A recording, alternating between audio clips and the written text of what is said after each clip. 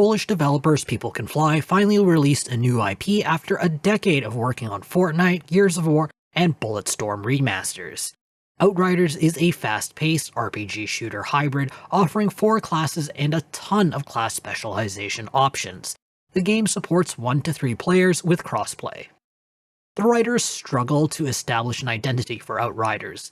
At first, the game is campy, almost rivaling People Can Fly's most beloved hit, Bulletstorm. The player is far from the perfect hero, and the game doesn't seem to take itself too seriously.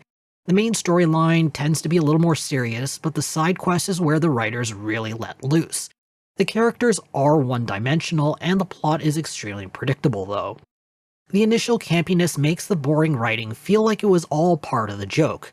The writing becomes more serious around the midpoint and exposes the weak writing for all to see. Outriders would have been far better served to lean into the campiness, as it not only covers up the weak writing, but also matches the over-the-top spirit of the game better. Outriders is a loot and shoot RPG that is reminiscent of action RPGs like Diablo and Grim Dawn. The first part of the game is a short story-based campaign that will take most characters up to the level cap. Endgame consists of repeating or finishing campaign quests to attain max world level and completing time-based expeditions for loot. Outriders feels more like an RPG than a standard shooter due to the high level of build customization. There are 4 classes in the game. Each class picks 3 active abilities from a pool of 8. There are 3 skill trees with a few options for players to cross over into other trees.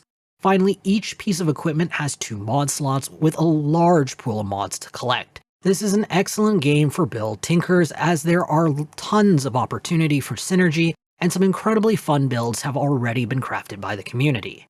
Combat is extremely aggressive as enemies hit very hard and are constantly pushing players out of cover. The game almost requires players to be so aggressive that the player can out-heal and dodge incoming damage with the correct spec. The cover mechanics don't feel very responsive compared to the competition, as movement is slightly non-standard and some environmental objects actually aren't cover. Luckily, cover is only used for short bursts. The third-person camera angle can be a little tough at times when zoomed in, especially against ground-targeted spells. There is a blue area of denial fire that is already difficult to see when zoomed out and is nearly impossible to see when zoomed in. Some UI tweaks to make telegraphed indicators more obvious would be helpful here. Gunplay is tight for the most part. Guns are organized into 3 broad categories, and all the types gamers come to expect are covered. While most of the guns are reasonably balanced, there is still work to be done. Sniper rifles pale in comparison to their unscoped counterparts at the endgame because of the slower pace. Pump-action shotguns are in a similar boat, as they fail to strike the right balance of range, ammo capacity, and damage. The campaign is linear in nature with plenty of side quests. The level design is good for the most part, but there are some infuriating sections where the difficulty spikes up significantly compared to the rest of the game. The world tier system is a good idea, but not particularly useful. Players gain world tier levels as they play the campaign at the maximum available world tier to unlock better loot and harder enemies. However, it's simply more efficient to just power through the campaign at low world tiers to get to the endgame where loot comes at a faster pace in expeditions. Endgame is really where Outriders shines right now. It consists mainly of time-based expeditions involving set levels and enemy spawns. Expedition difficulty uses a challenge tier system similar to the world tiers. Higher challenge tiers and faster clear times result in more and better loot. Combined with the endless spec tinkering, Outriders delivers an incredibly addictive endgame so far.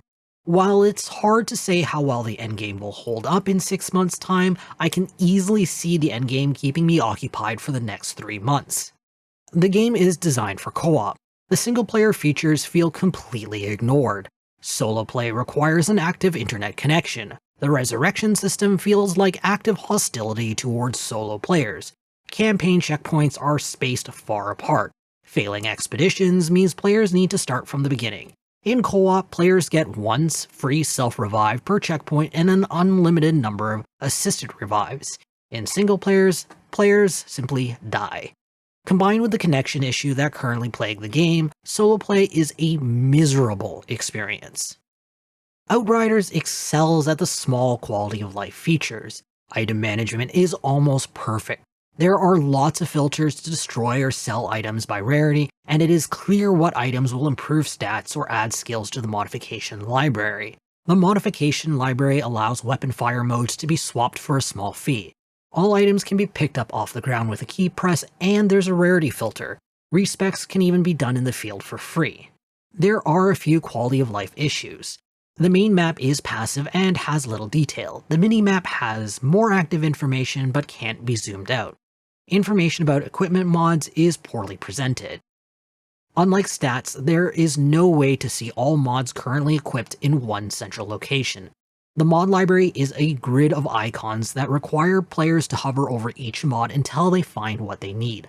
A list view here is desperately needed. Artistically, Outriders looks like Mad Max and Mass Effect had a love child.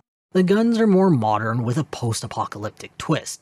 It's unique enough to give Outriders an enjoyable style. My only issue is with the faces. There's something oddly unrealistic that doesn't fit in well. Tiago's face looks especially bad, looking downright cartoony compared to the rest of the game.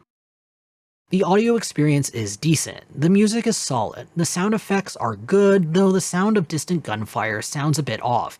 It sounds more like a rattle than far-off gunfire. The voice acting is a mixed bag. Most of the main characters are done well, but some of the minor characters are poor.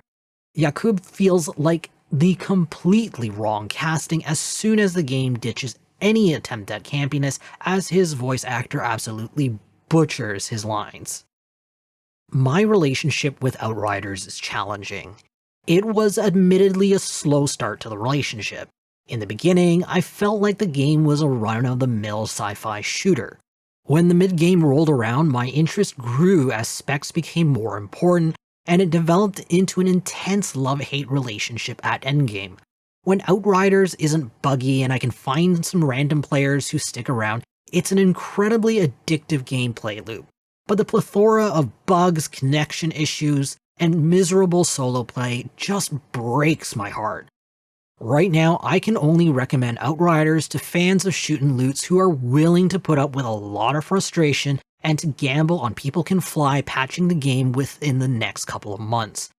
To their credit, the patches have been coming out at a quick pace since launch, but serious problems still remain. If People Can Fly can iron out the issues and start adding some post-release content for a long-term endgame, I will definitely be making the case to my gaming friends to open up their wallets and come play Outriders with me. I'm awarding the game 7 capsules out of 10.